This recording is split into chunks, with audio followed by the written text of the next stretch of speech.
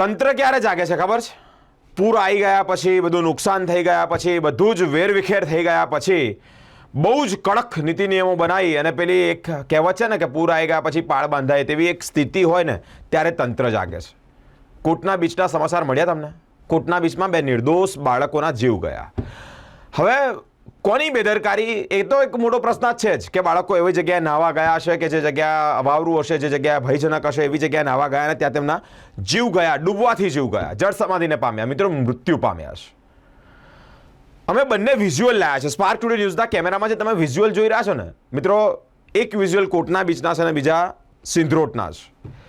મજા માણવાની હોય, પરંતુ એ મજા સજા થાય તેવી મજા નહીં માણવાની.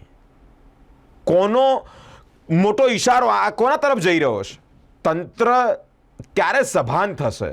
ફરી એકવાર એવું લાગી રહ્યું છે કે હરણી બોટ દુર્ઘટના થાય. ફરી એકવાર એવું લાગી રહ્યું છે કે માસૂમ કોઈના બાળકો ડૂબીને તણાઈને મરી જાય. એ લોકોને તો મજા માણવી છે, પરંતુ પ્રશાસન તો જાગે છે ને, તંત્ર તો જાગે છે ને. તંત્રને તો ખબર છે ને કે અહીંયાથી લોકો મોતને ઘાટ ભેટે છે.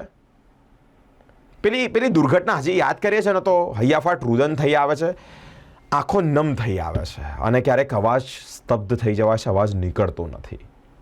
ભૂલાય છે દિવસ? નહીં ભૂલાય. જાન્યુઆરીમાં બનેલી હરણી બોટ દુર્ઘટના, તો ફરી એકવાર અહીંયા એવું થાય એવી રાહ જોવાય છે. લોકો જો મજા કેવી માણી રહ્યા છે.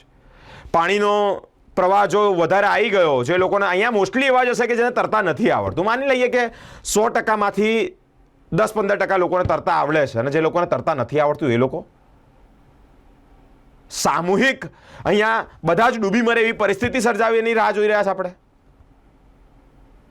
મજા માણનારા લોકો તો ઉનાળાની મજા માણે છે, પરંતુ આજીવન કોઈના ઘરના દીપ બુઝાઈ જાય, કોઈના ઘરના દીકરાઓ, કોઈના ઘરના સૂર્ય આથમી જાય એવી તંત્ર રાહ જોઈ રહી છે.